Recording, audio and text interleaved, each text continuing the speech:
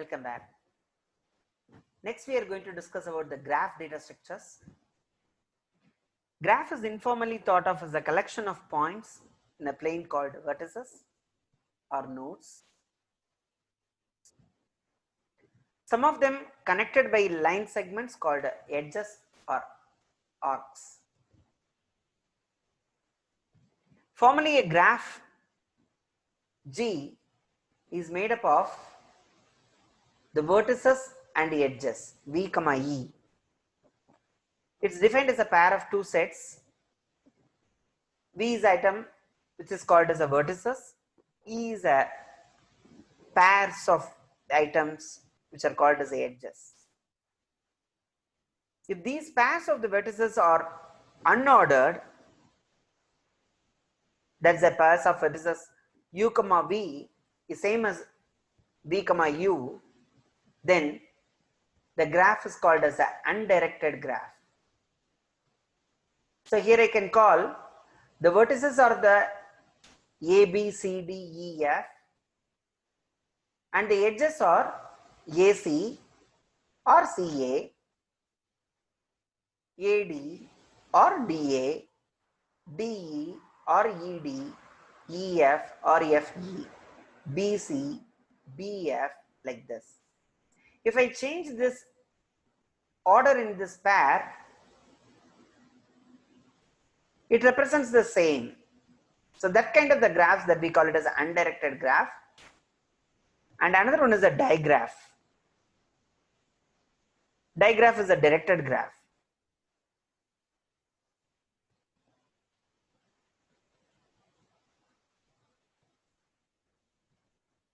Edge U, V is directed from vertices U to V. Suppose if it is the edges A, C, that means from A to C. You can see the arrow A to C.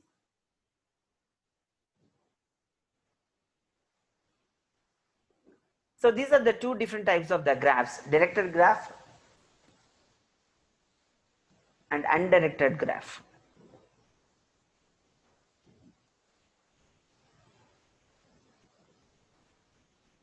Usually a graph will not be considered with the loops. Loops means suppose from D to A to C, again C to E and E to D. Like this, the starting and the ending point, if you are able to trace it the same, it called as a loop. It allows a multiple edges between the same vertices. The inequality for the number of edges E is possible in an undirected graph with the vertices V and no loop.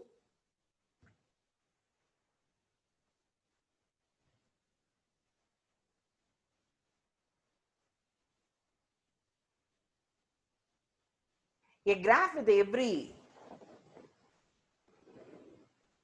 pair of vertices connected by an edge is called as a complete. The notation V vertices is K suffix V. A graph with relatively few possible edges is missing is called a dense. A graph with a few edges relative to the number of its vertices is called sparse.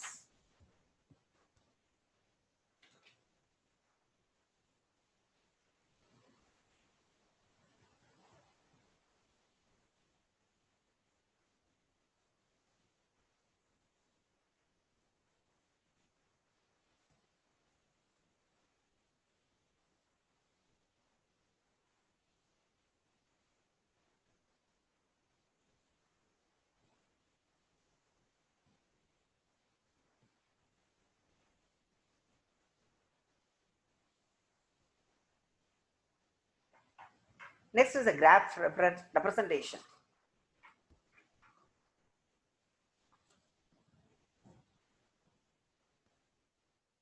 The graph is represented by using a matrix. These are the vertices A, B, C, D, the same vertices. A to A there is no edge, so 0. A to C there is a edge, so 1. A to D there is a edge, 1. And B to C there is a edge, B to F there is a edge, C to A, C to B there is a edge, C to E there is a edge. So wherever we have a edge, we make an entry as 1, otherwise 0. This is one way of the simple representation of the graph by using a matrix. The another representation is using an adjacency linked list. From C to D, there is a link. From C to D, there is a link.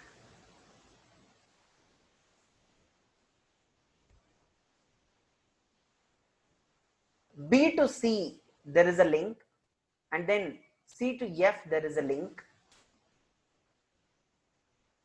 From C to A, there is a link. And then A to B, there is a link. A to C, there is a link. Here actually this arrow is came down. So try to understand it please. A to C there is a link, then C to D there is a link. B to C there is a link, and C to F there is a link. C to A there is a link. The same thing is being transformed. The same adjacency matrix is transformed to the adjacency linked list. You can see that. So the adjacency linked list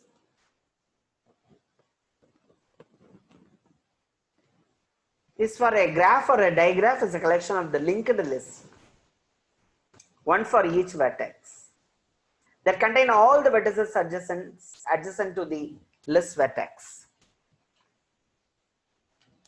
The lists indicate the columns of the adjacency matrix that for a given vertex contains ones. The list consumes a less space if it is a sparse graph.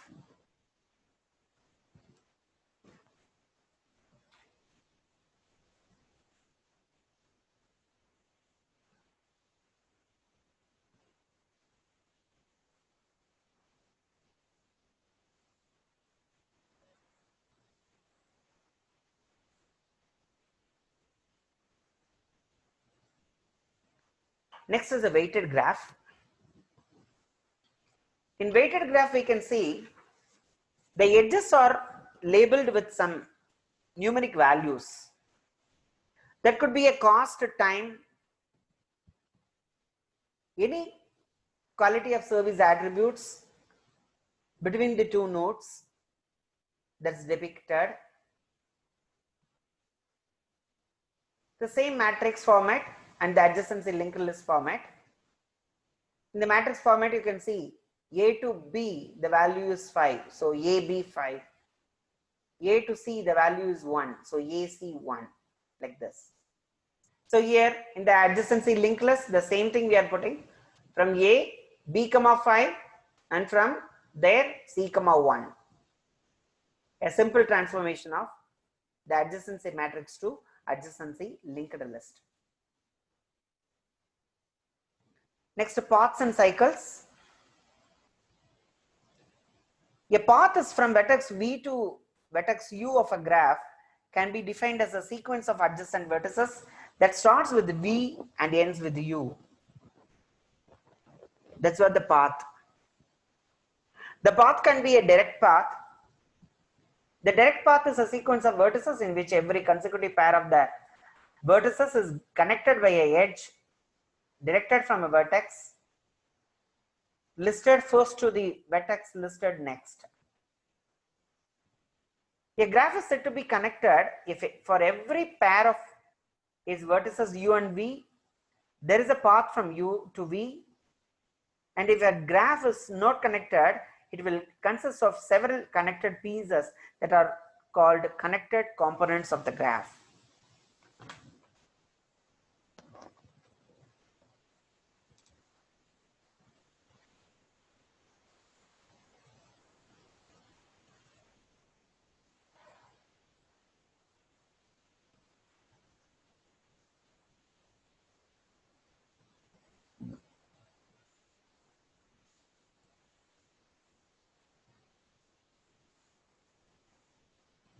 Next we see the trees. The tree is a connected acyclic graph. A graph that has no cycles but it is not necessarily connected is called a forest. Each of its connected component is a tree. You can see here it's a typical tree. A, B, and B is not connected anywhere. If any one edge if you remove, the graph will become disconnected.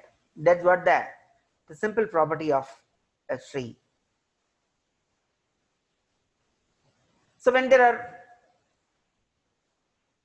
a tree has no cycles, but it's not necessarily to be connected, then we call it as a forest. Trees have many properties. The number of edges is equal to number of vertices minus 1. It's an important one. For every 2 vertices in a tree, there are always exists exactly one simple path from one of these vertices to the other. For this, we can select an arbitrary vertex in a free tree and we can consider it as a root of the so-called rooted tree. The rooted trees plays important role in various applications with the help of state space tree and for backtracking, branch and bound problems.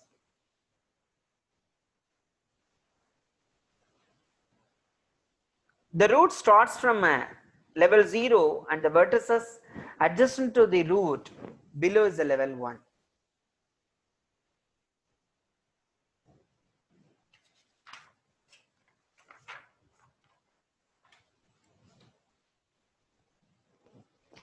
The trees are ordered tree as well as a binary tree. The ordered tree is a rooted tree in which all the children of each vertex are ordered. Binary tree can be defined as an ordered tree in which every vertex has not more than 2 children and each child is the left child or the right child of its parent. The subtree with its root at the left child of a vertex is called a left subtree of that vertex. A number assigned to each parental vertex is larger than all the number of its left subtree and smaller than the number of its right subtree. Such trees are called a binary search trees. Binary search trees can be more generalized to form multi-way search trees for efficient storage of very large files on disks.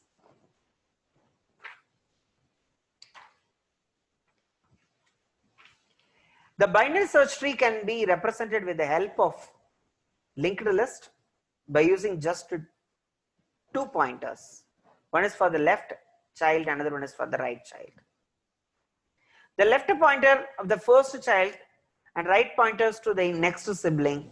This representation is called the first child next sibling representation.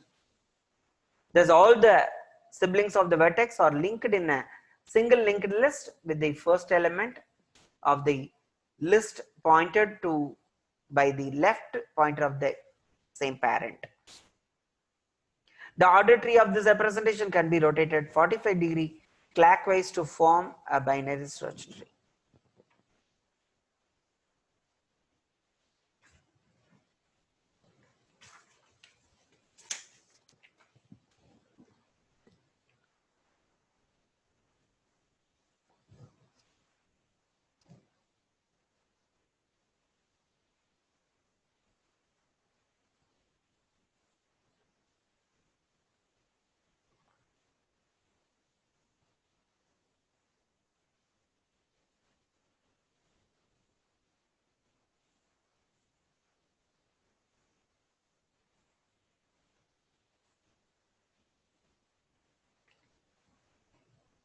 Next we talk about the sets and dictionary is the last data structure. Sets are unordered collection of distinct elements. Sets can be represented in computer applications two ways. One is the universal set.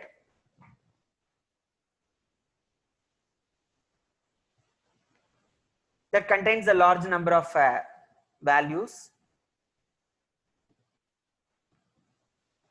The set U has an elements. Then any subset can be represented as a bit string of a size n, which is called as a bit vector.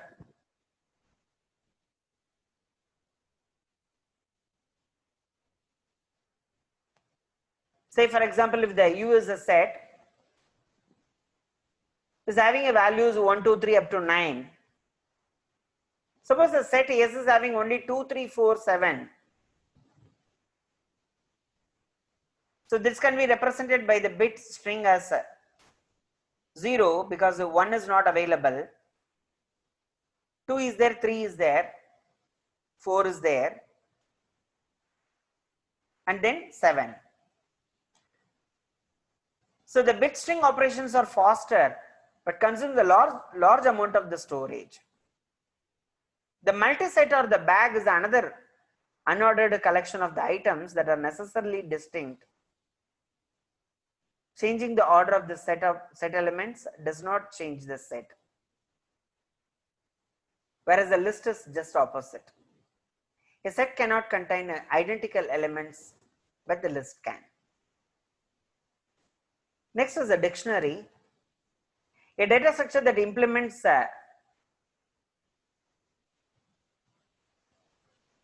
operations that is used for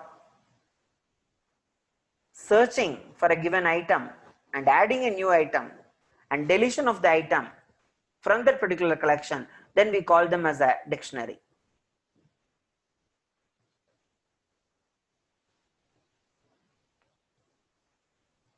A number of applications in computing require a dynamic partition of some n element set into a collection of the disjoint subsets.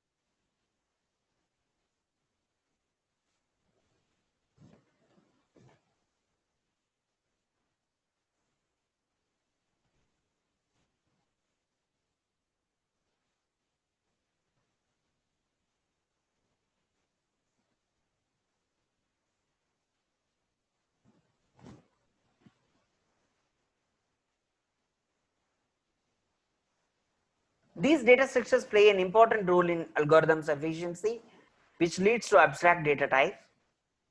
A set of abstract objects representing the data items with a collection of operations that can be performed on them. The abstract data types are commonly used in object-oriented languages like C++ and Java that supports the abstract data types by means of classes. Thank you. This is what the complete details about the fundamental data structures that's required for analysis and design of algorithms.